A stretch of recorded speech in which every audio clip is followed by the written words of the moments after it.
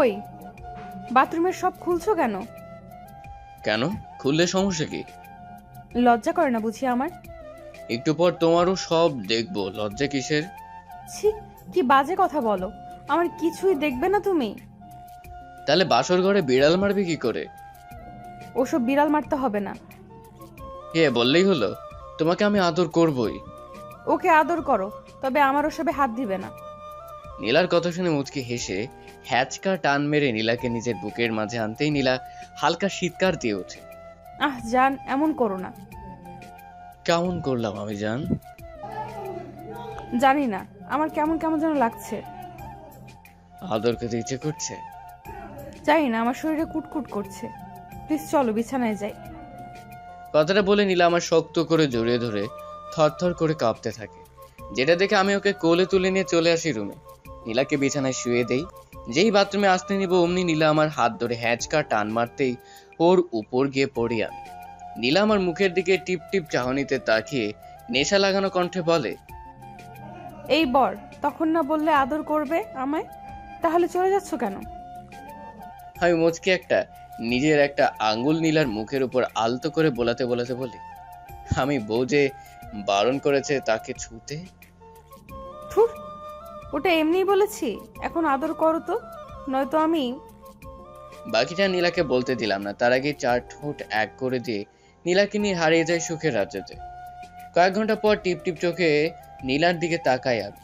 নীলাও আমার দিকে তাকিয়ে মুচকি হেসে বলে, ওই দুষ্টু, আর করতে বলেছি বলে তুমি এমন আদর করবে কে জানতো? আগেই বলেছিলাম আমার আদরটা কিন্তু ভিন্ন রকম। নীলা মুচকি হেসে আমার মাথাটা ওর বুকের সাথে চেপে ধরে বলে, এই মন তোমাকে দিয়ে দিলাম সোনা। দেখো, আমার বুকের মাঝে শুধু তোমারই নাম বাজছে। সত্যি তো, আমিও আমার মনটা আমার বউকে দিয়ে দিলাম। উফ, এর আগে কাউকে দাওনি তো? না বউ পাখি, তুমি আমার জীবনে প্রথম আর শেষ নারী। তাই যেন হয়।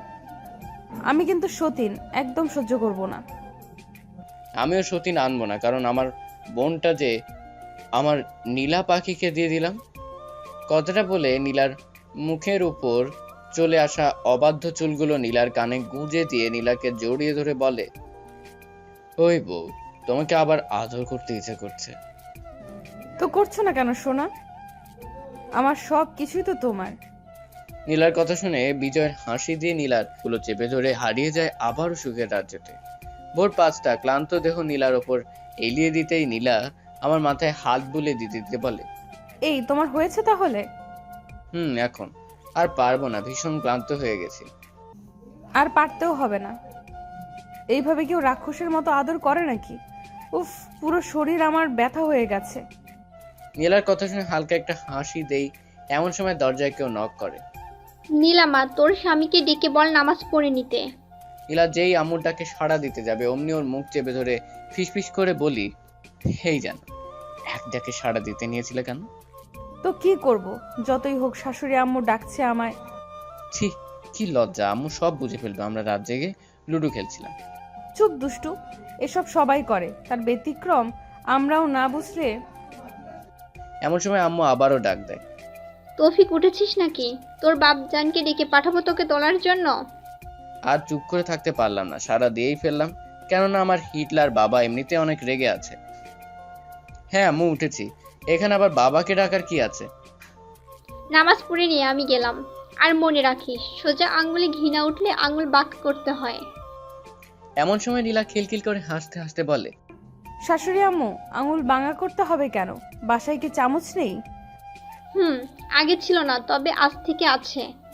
নীলা আমার দিকে তাকিয়ে বলে, আম্মু আমাকে চামচ বানিয়ে দিল। হ্যাঁ এখন চলো সোনা, গোসল করে আসি, এভাবে তো আর নামাজ হবে না। কথাটা বলে নীলাকে কোলে তুলে নিয়ে চলে আসি বাথরুমে। দুজনেই গোসল করা শেষে নামাজ পড়ে নিয়ে যেই বিছানায় শুয়ে পড়তে নিব অমনি নীলা বলে ওঠে, জানো, আমি আম্মুর কাছে গেলাম নাস্তা বানাতে হেল্প করি গিয়ে। তাহলে আমি ঘুমাবো কি করে? কেন, চোখ বন্ধ করে? না সোনা, চোখ বন্ধ করলেও ঘুম হবে না, কারণ আমার তোমার চেহারা বুকে না শুয়ে ঘুম হবে না। নীলা আমার হাতে হালকা কামড় দিয়ে বলে, হুম, লুচু, প্রথমে বুকে শুবে, তারপর পেটে হাত দিয়ে, তারপর আরো অনেক কিছু। ওসব হবে না, আজ সারা দিন হরতাল, রাতে আবার দেখা হবে। কথাটা বলে নিলাম মুখ ভেঙচি কেটে চলে যায় রুম থেকে।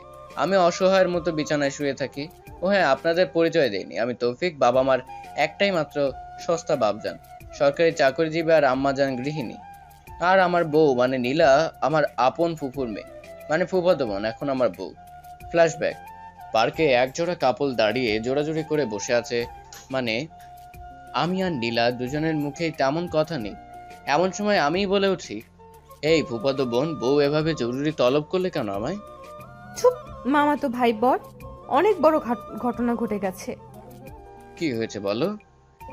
বাবা আমার বিয়ে ঠিক করে ফেলেছে। বাহ, ভালো কথা। আমি অনেকদিন হলো বিয়ে খাইনি, তোমার বিয়েটা জমিয়ে খাবো, সাথে লুঙ্গি ডান্স দিতে একদম ভুলবো না। কুত্তা, আমার বিয়ে মানে তোর গার্লফ্রেন্ডের বিয়ে, আর তুই কিনা বলছিস জমিয়ে খাবি?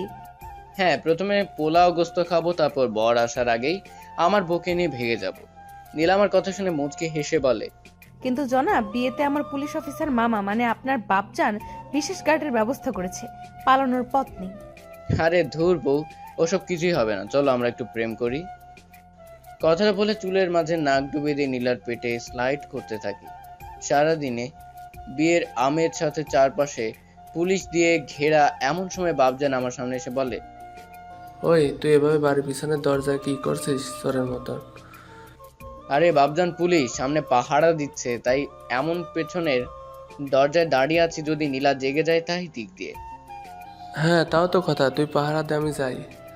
বাপজান চলে যেতে নীলা বেরিয়ে আসে গেট দিয়ে, আর আমার কান টেনে বলে, কুত্তা, আমি ভাগবো তো তোর সাথে, তবে পাহারার কি দরকার? ওটা এমনি বলেছি সোনা, চলো আমরা কাজী অফিস যাই, বিয়ে করে হানিমুনে যেতে হবে তো। কথাটা বলে নীলাকে নিয়ে সোজা কাজী অফিস। এদিকে বউ বিয়ে বাড়িতে, বউ পালিয়েছে শব্দে মুখরিত। এমন সময় আম্মু দেখে বাপজান মাথা চাপড়াচ্ছে, তাই দ্রুত গিয়ে বলে, ওই আপনি মাথা চাপড়াচ্ছেন কেন? তোমার গন্ধর ছেলে আমায় উল্লু বানিয়ে পিছনের দরজা দিয়ে নীলা নিয়ে ভেগেছে। আমি শিয়ালের কাছে মুরগি বাগি দিয়ে এসেছিলাম। আম্মু একগাল হেসে বলে, ভালো করেছে আমার ছেলে, নীলাকে পুত্রবধূ হিসেবে পেয়ে আমি ধন্য। চলো বাসায় যাই, ওদের বরণ করতে হবে তো। বাপজান মুখটা কালো করে বাসায় চলে আসে। ততক্ষণে আমরা বাসায় বাসর করতে শুরু করে দিয়েছি। বর্তমান ডাইনিং টেবিলে বসে আছি বাপজানের সামনে। বাপ আমার মুখ কালো করে বলে, তোর মনে এই ছিল হারামি, শেষে কিনা ফুপাতো বোনকে বউ বানালি। আমার কি দোষ? আমার মন নীলাকে ভালোবেসে ফেলেছিল, তাই আর কি বউ বানিয়ে ফেললাম। ভালো করেছিস, এখন খেয়ে দৌড় হ আমার চোখের সামনে থেকে হারামি। মুচকি হেসে খাওয়া দাওয়া শেষ করে বউকে বগল দাবা করে যেই আসতে যাব অমনি বাধা বলে, এই নীলাকে নিয়ে কই যাস? বাপজান কোল বালিশকে নিয়ে রুমে যাই, ঘুমোতে হবে তো। বাবা জিব্বায় কামড় দিয়ে বলে, হায় রে, কি ছেলে জন্ম দিয়েছি, পুরোই লাজ লজ্জাহীন। যা সামনে থেকে হারামি। বউকে নিয়ে রুমে আসতে বউ আমায় কোলে বসে বলে, ও স্বামী, আমার না খুব ছোট একটা আবদার ছিল। বলো বিবি জান, আমি পূরণ করবো আপনার। আমার না বাবু চাই। কিন্তু আজ সারাদিন তো হরতাল। তুলে নিলাম হরতাল, এবার তো বাবু আনার ব্যবস্থা করো। কে পায় আর আমার বউকে চেপে ধরে কিস করতে করতে হারিয়ে যায় সুখের